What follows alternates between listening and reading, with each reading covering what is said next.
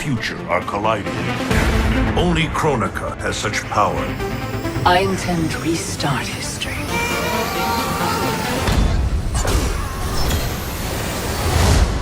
There are so many Mortal Kombat games that it's difficult to keep track of them all, but it's important to remember that the first Mortal Kombat game debuted in 1992.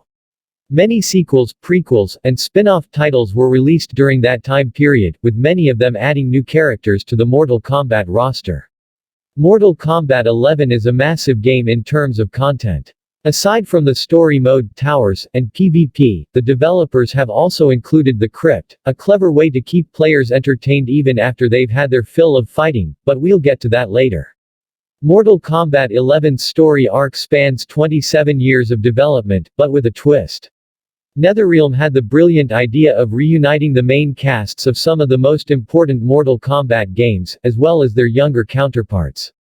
The premise is straightforward, but the result is surprisingly complex. The feud between Shinnok, the disgraced former Elder God of Death who first appeared in Mortal Kombat 4, and Raiden is at the heart of the problems in the latest Mortal Kombat game, but the former is no longer the main antagonist.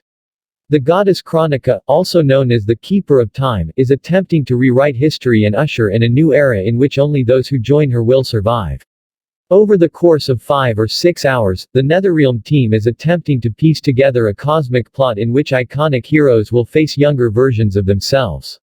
When choosing sides, each character is motivated by their own ambitions, the majority of which are the result of events in previous games. Mortal Kombat 11's plot is very condensed, with few plot twists, but the ending, while not entirely unexpected, is quite grandiose.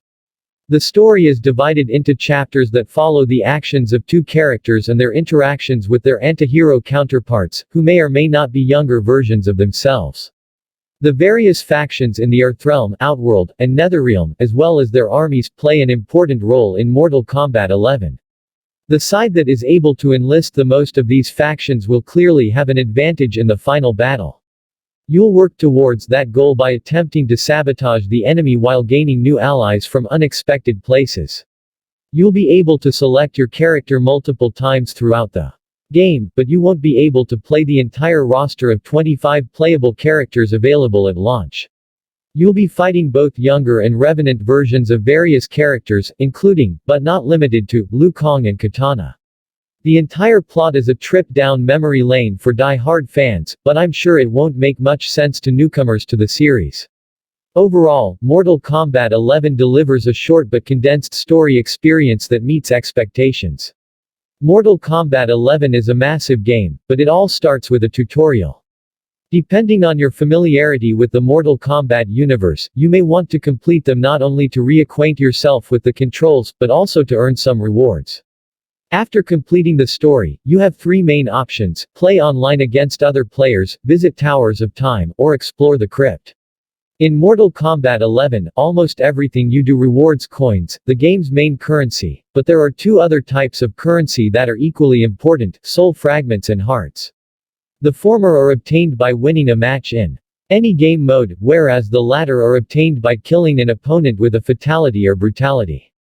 The towers system requires you to defeat a certain number of opponents in order to earn a reward, but Mortal Kombat 11 includes a variety of towers.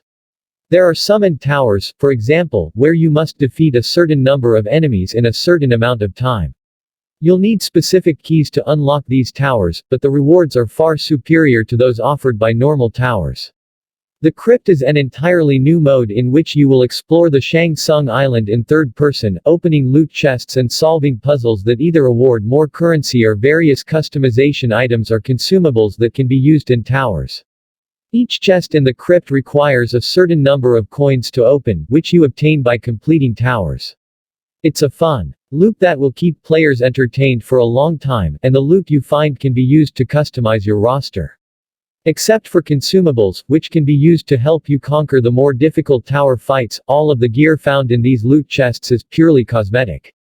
In addition, the amount of customization options in Mortal Kombat 11 is quite overwhelming, with items such as weapons, shields, armors, outfits, augmentations, and more.